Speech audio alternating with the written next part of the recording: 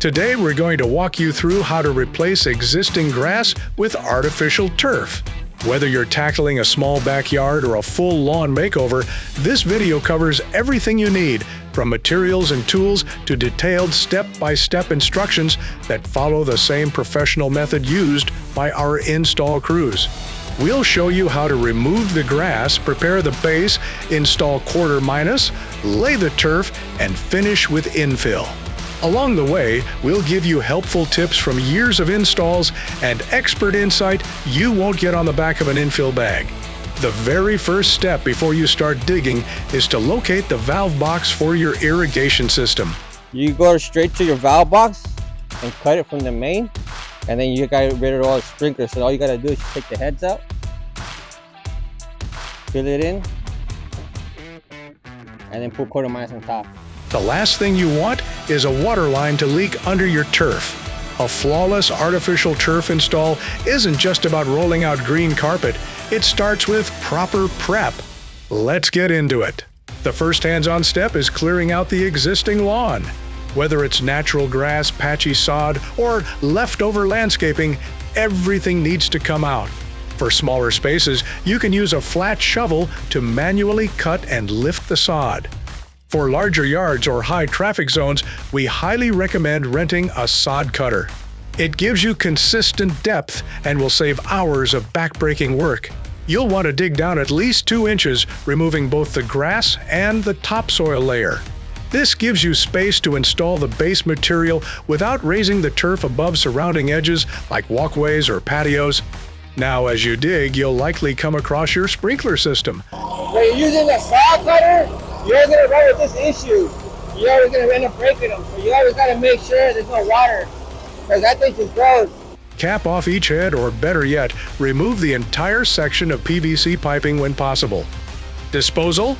Most cities have a green waste dump where you can take removed sod for a small fee. With the grass cleared and irrigation prepped, we're ready to shape the ground and begin building our turf base. It's time to prepare the ground. This step is critical for drainage, and drainage is what makes turf last. Start by walking the area and identifying the natural slope. You want water to flow away from your house and toward the street, a drain or low point whenever possible. The ideal slope is about 1 to 2%. That's roughly a 1-inch drop for every 5 to 10 feet of length. Now take a hard rake or landscaping shovel and begin rough grading. Push soil to build a subtle slope if needed. Don't worry about perfection just yet. We'll fine-tune this after compacting. Ground prep is the foundation for every step that follows. Once the ground is graded and clean, it's time to protect the surface from future weed growth. Even though artificial turf blocks light, aggressive weeds like Bermuda grass can still push through if they're not addressed properly. Start by spraying a pre-emergent herbicide across the entire area. Use a pump sprayer for even coverage and make sure to treat along edges. You want to make sure you always get it, because you always get that little growth, and it'll go right underneath the grass and it'll just stick on the other side. So you want to make sure you get all the edge really good. The goal here is to kill off any remaining root systems and prevent regrowth under your turf. Give the herbicide a few hours to dry before moving on. Once the surface is dry, we're ready to bring in the base material, and that starts with quarter minus. Quarter minus is a crushed stone aggregate made up of small rock chips and fine particles. It compacts extremely well, creates a solid foundation, and allows water to drain through while supporting the turf above. In most regions, it's the industry standard for artificial turf installations. However, if you're in Utah, this material is commonly referred to as crusher fines. Use the Turf Yard's base layer calculator online to get exact numbers based on your project area. Once delivered, spread the quarter minus in small piles throughout your yard. Don't try to move the whole pile at once. Distributing smaller mounds will make raking more efficient and ensure you don't end up with high or low spots. Use a wheelbarrow to move gravel in manageable loads and dump the piles in a grid. This saves your back and keeps the layout even. The goal here isn't perfection yet, just coverage.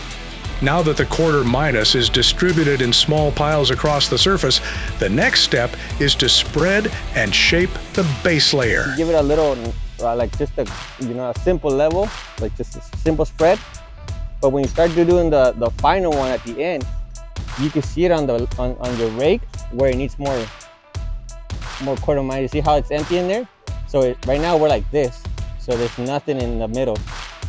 So when you get at the end, when you do the last one, that's when you kind of like just, and it leaves it straight and perfect. Your goal is to create a consistent 2-inch thick base following the slope you established earlier. Precision here sets the tone for the rest of the install. As you rake, work in a consistent direction and break the area into sections. For planters and borders, don't let the base material pile up too high. It should stop just below the final trim line of your turf. You always want to make sure you keep it like around this, maybe half an inch down. So when you compact it, it's going to drop down like about another half inch. And it should be perfect, just an inch, just enough for the grass. So that way you're not going back and putting more quarter minus after you already did it once. Don't worry if it looks a little bumpy, we'll level and compact it next. Before you start compacting, lightly wet the surface with a hose. Just enough to dampen the gravel, but not flood it. This helps the fine particles lock together, making the base denser and stronger. With your quarter minus spread evenly across the yard, it's time to compact the base, and this step is critical. Compaction creates a solid, stable foundation that prevents the turf from shifting. To do it right, you'll need a motorized plate compactor and not just a hand tamper. You can rent one at most equipment rental stores or directly from the turf yard. For tight spaces and corners, keep a hand tamper nearby to reach the spots the machine can't. Overlap your paths and take your time. The more thorough you are, the better your base will perform. What you want to do, if you want to make sure you're on your right level, that you're set, you bring the grass up to it and kind of go like this. And if it passes just a little bit enough, just a finger, that's good, that's perfect. After we install it, we grab scissors and we trim all the edges. So now we're going to start scraping. Now that the base is compacted, it's time to fine-tune the surface. This is your final opportunity to perfect the grade before the turf goes down. Grab a landscape rake and lightly drag it across the surface. Focus on smoothing out ridges and filling low spots. You're not moving tons of material anymore, you're shaping the surface down to the last detail. Use a straight edge of your rake to drag across the surface and identify dips. Pay extra attention to the perimeter edges and transition zones, especially around concrete. Planter beds and pavers. These areas tend to build up excess base rock during compacting and need trimming back down to finish grade. When you're finished, the base should feel firm, almost like concrete, but still permeable for drainage.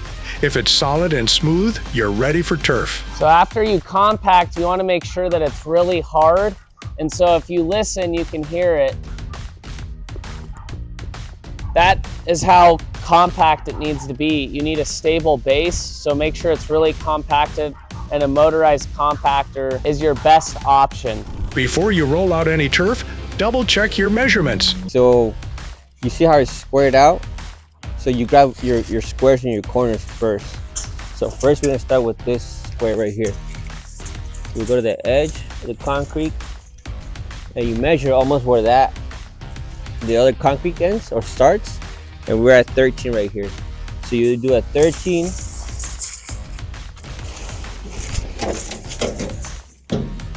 You grab it by the border, grab another square. 13 by 17, that's what this is, a 13 by 17. And then you jump into the next area where you ended. So the other area, we ended here. So now we're gonna grab this one to the edge of the little pillars right there, that border, where the bed ends. And this is 15. So it's 15 wide, and now we're gonna measure the length. 20, you got 15. So you do 20, 15, that's 35. So now the other area is from that end of the bed, and it's right here. So now we did the width.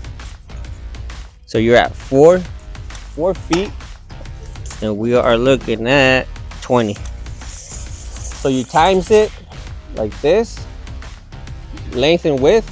So now when you get the results of that, then you add them together, and at the end you end up with 751 square feet for the whole area. Now add 10 to 15% to that number to account for trimming, seaming, and waste. This is especially important if your yard has curves, corners, or obstacles like trees or planter beds. Having extra gives you flexibility, and it's always better to have a little left over than to come up short. Once your numbers are confirmed, you'll use them to determine how much turf to order, how much weed barrier and infill you'll need, and how many nails to purchase. Now that your base is compacted, leveled, and measured, it's time to protect the surface from future weed growth. Roll out your weed barrier fabric. Start from one end and work your way across the area, overlapping each section by at least 6 inches. This overlap prevents gaps where weeds could sneak through. Use 6-inch landscape staples or turf nails to pin the fabric every few feet. You don't need to overdo it, just enough to keep it from shifting while you install the turf. Cut holes in the fabric for any drain boxes, tree wells, or utilities that need to stay exposed. Take your time here. Clean barrier installation sets the stage for a clean turf layout. With your base complete and weed barrier in place, it's time to lay out your turf. Artificial turf typically comes in rolls that are 12 to 15 feet wide, depending on the turf type. Visit the Turf Yard's Turf Calculator. Enter the width and height of your area to determine how much turf, infill, and turf nails you'll need for your project. When the rolls are delivered to your site, they need to be staged in an open, accessible area. The Turf Yard will assist with offloading your turf to help ensure it arrives safely and is positioned for easy handling. The best place to stage the rolls are a driveway, patio, or other flat open surface that allows for unrolling and cutting without obstructions. Unroll each section and use a sharp utility knife to make initial cuts, always cutting from the back side of the turf where you can clearly see the stitch rows. So you could guide yourself with the little holes right here. You kind of guide yourself where you cut it. And what we usually do is just I'll put my thumb and kind of guide myself with all that.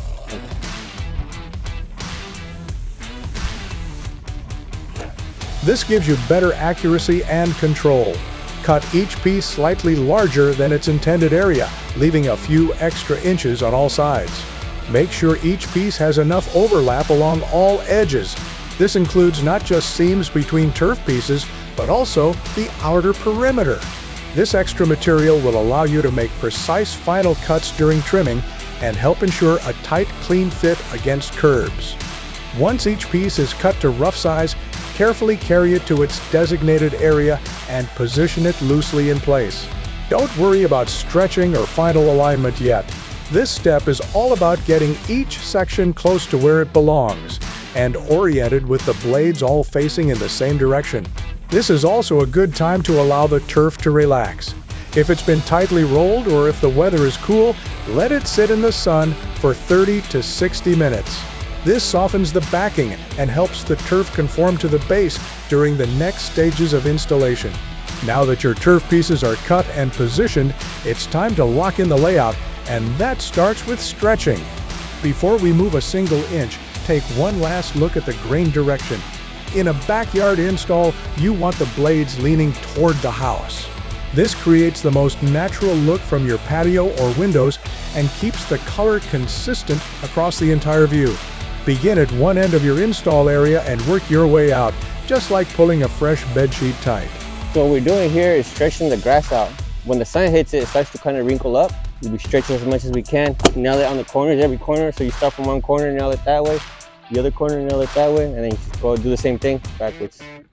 You're here and you stretch it that way like that. Use a carpet stretcher tool, sometimes called a knee kicker, to gently pull the turf flat. This helps remove slack, eliminates ripples, and ensures the backing conforms perfectly to the compacted base. As you stretch, anchor the corners with a few temporary nails about 3 to 4 feet apart. Drive each nail just until it catches the backing, not so deep that it pinches the turf fibers. Pull the grass blades back like this. We'll throw a nail in right here and then hammer slowly, holding these turf blades like this. and then I just stop right there. You want it to be resting right up there. You don't want to go too far and cause those dimples. Then after, you can just grab the edge of your nail, and if any blades got cut underneath, you can do it and you never see the nail. A smooth, wrinkle-free surface now will save you hours of frustration in the next steps. With your turf stretched and temporarily anchored, you're ready to take final measurements and prep for seaming. It's time to join the pieces so they look like one continuous lawn. This is where seam work makes all the difference. This extra material gives you room to make precise cuts and ensures a clean fit. To help the seam disappear, use the S-curve method. Yeah, now we're doing the S-ing. So the thing that I like to do is I like to do the S-ing first and then put the other grass on top. So that way, when you put them together, you got just enough. You're not taking so much and wasting it. You're just wasting maybe like an inch of this. They sell on Amazon, they sell plates too, like pre-cuts, the stencils, yeah. And then, I mean, it's easier, but as soon as you get the hang of it, you can start just freehanding doing it. Instead of cutting in a perfectly straight line, make gentle side-to-side curves every 12 to 18 inches as you cut. This breaks up the visual line and keeps the seam from catching sunlight in a way that makes it obvious. So this here, you already got the S-seam already going on here. So you just want to overlap it. So you got your lines 1, 2, you just go to your third line and make sure you're on your third line. So you see 1, 2, 3, you got your third line, and then your fourth is what the one's gonna butt into here. And you want to do the same thing on this side. You got 1, 2, so this one's kind of further, so you go a little bit closer, there you go. Now, when cutting the second piece that butts up against the S-curve, don't cut it independently. Instead, lay it over the first piece and use the S-curve edge as your guide. Follow that line with your utility knife so the second piece matches the curve exactly. This way, both pieces interlock cleanly with no gaps, overlap, and no factory edges. Did you see it? That's why we like doing the S-ing. You can't really tell nothing. Once both sides are cut, carefully align the edges so the blades are standing in the same direction and the backing just touches. No gaps, no overlap. Working from one end to the other, lock in the seam by driving 5 to 6 inch turf nails every 3 to 4 inches on alternating sides of the seam. It's kind of like stitches. You go to the edge, so you open the hairs. You always got to open the hairs really good. So when you're nailing them, that way when you're nailing it, you don't take the fibers, because if you bring one of these little fibers down like this with it, you get able to tell. Yeah, it's noticeable. So, and then when you're nailing, you don't want to nail too hard. You want to nail it just enough where it goes in and it locks in. Because if you hit it once more time and you sink it in, yeah, you'll drive it down, sink it in, and you can tell where the seam is at. A well-cut and properly nailed seam should be nearly invisible, even when you know where it is.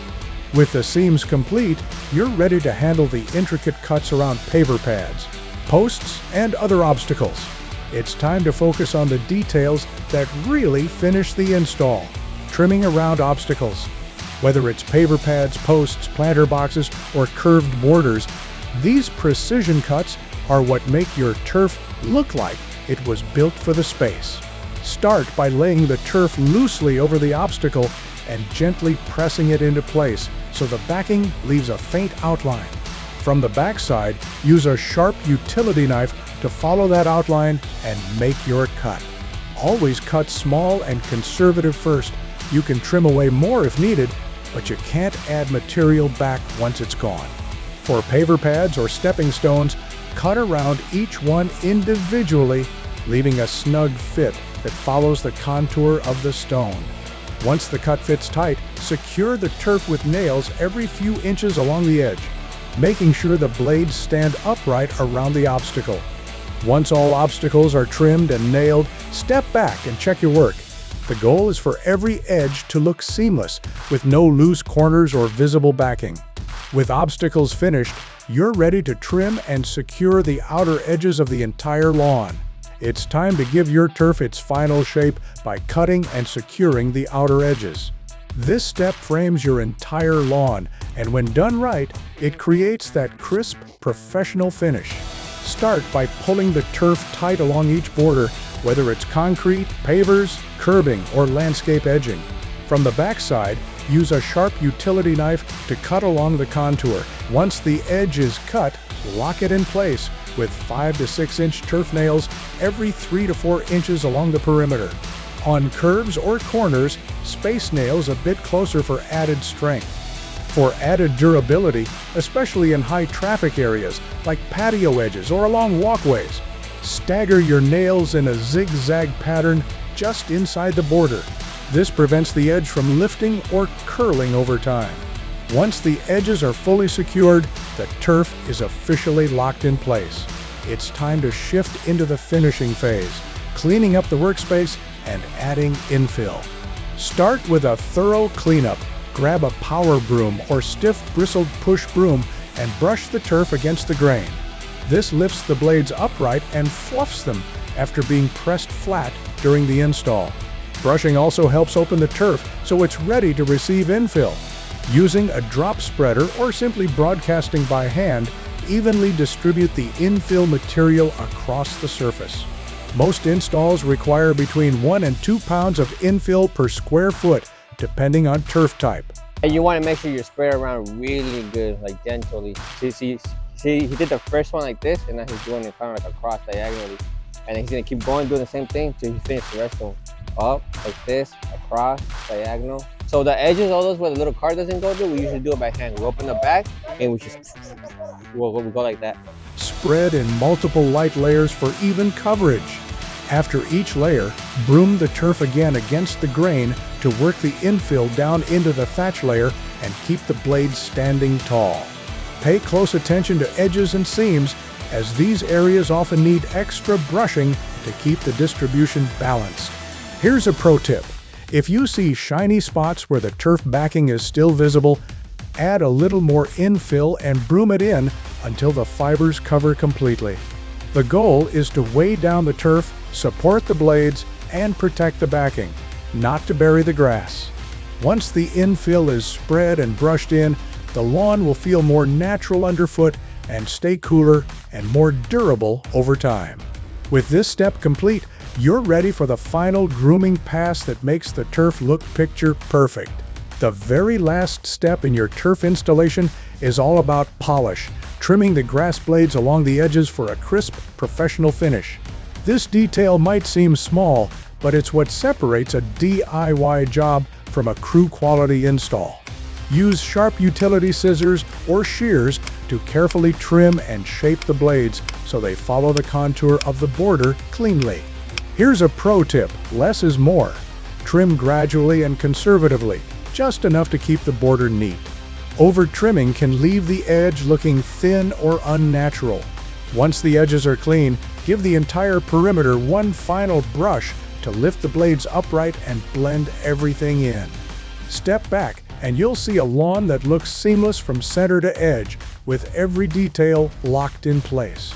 And there you have it, your backyard, transformed with beautiful, low-maintenance, lush, primo artificial turf from the Turf Yard. Whether you're tackling this project solo or with a crew, having the right tools and materials makes all the difference. That's where the Turf Yard comes in. From renting sod cutters and power brooms to picking up nails, infill, and everything in between, the Turf Yard is your one-stop shop for all things turf. We've got everything a DIYer needs to get the job done right. If you're looking for a reliable supplier or just have questions about your install, visit us at theturfyard.com or give us a call at 480-910-2440 if you're in Arizona, or 385-335-9042 if you're in Utah. Thanks for watching, and happy turfing.